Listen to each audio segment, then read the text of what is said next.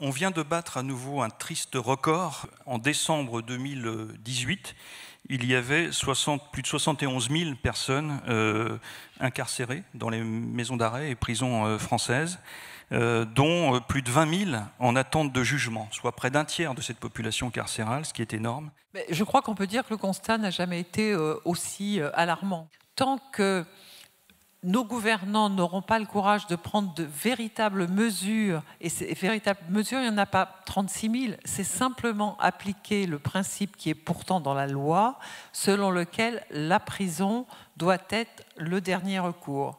On n'arrive pas à améliorer les conditions de détention, ce ne sont pas des véritables peines. Comme si finalement le fait de porter toute une journée, un bracelet électronique ne serait pas une peine, mais ce serait un cadeau qu'on ferait ou une faveur qu'on ferait à la personne qui doit la subir. La peine, elle est faite pour sanctionner les coupables, mais elle est faite aussi pour les honnêtes gens. Il faut qu'ils voient qu'il y a une peine. Et dès l'instant où on dit on va faire des alternatives à la prison, on ne construit pas une autre peine.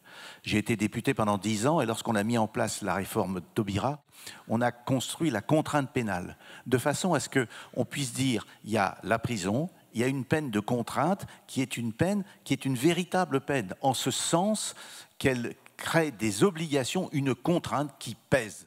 Dans un pays où on incarcère moyennement, on est en dessous de l'Angleterre, on est en dessous de l'Espagne, au-dessus de la Scandinavie, mais on n'incarcère pas tant que ça, mais pour autant, on incarcère très mal, on dépense beaucoup d'argent dans un système qui ne réussit pas à lutter correctement contre la récidive. Il y a, parmi les détenus, environ 70% qui connaissent un trouble psychologique ou psychiatrique. Il y a aussi des améliorations à faire. Il y en a eu un certain nombre qui ont été faites, mais pas suffisamment. Je voudrais aussi alerter, parce que c'est un sujet extrêmement préoccupant en ce moment, sur le nombre de mineurs en prison qui sont en train d'augmenter de façon extrêmement importante.